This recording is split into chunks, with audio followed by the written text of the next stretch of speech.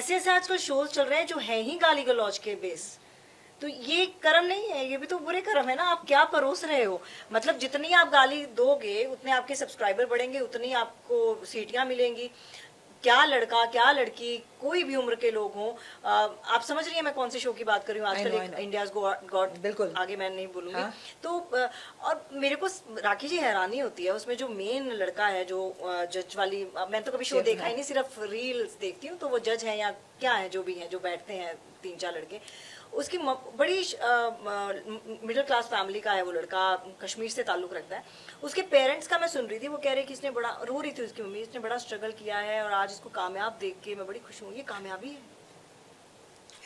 मतलब मुझे लगता है यहाँ तो मेरी सोच ही घटिया हो चुकी है कि मैं एक्सेप्ट ही नहीं कर पा रही हूँ।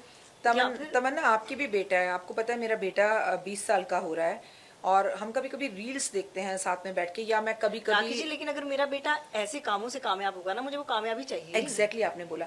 आजकल की जो सीरीज बन रही हैं, जिस तरह की उसमें बेशर्मी दिखाई जा रही है, मेरे को तो बहुत शर्म आती है। मैं अपने बेटे से कहती हूँ इसे आगे बढ़ाओ, हटाओ।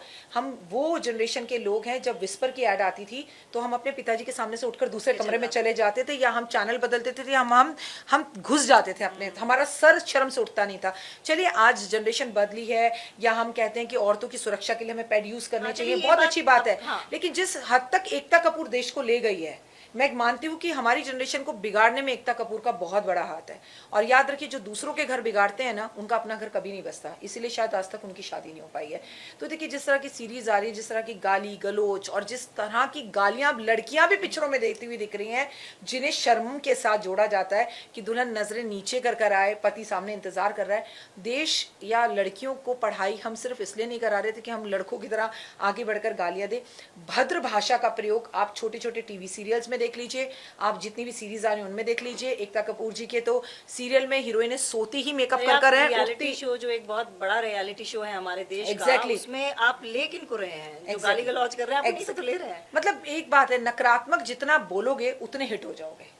अच्छी बात कोई नहीं देखना चाहता। अच्छे बोलने वालों, गीता का जो प्रवचन दे रहे हैं उन्हें फॉलो ही नहीं करता कोई, और जो गाली देता है उन्हें सब फॉलो करते हैं। फॉलो भी नहीं करेंगे, उनको वोट भी नहीं देंगे लोग। एग्जैक्टली प्रोग्राम में तो ये उसके बाद नकारात्मकता क्या है? ये है नकारात्मकता।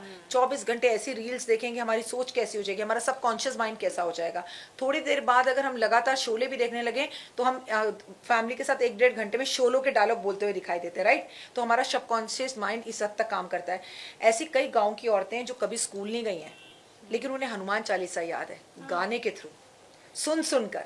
तो समझ लो, बोलना, सुनना, देखना, पढ़ना हमारे सबकॉन्शियस माइंड में कितना असर करता है। आजकल तो स्कूलों में भी जो है स्मार्ट बोर्डों से बच्चों को पढ़ाई करवाई जा रही है, वीडियोस देखकर पढ़ाई कराई जा रही है कि बच्चे पिक्चरों की तरह चीजों को याद कर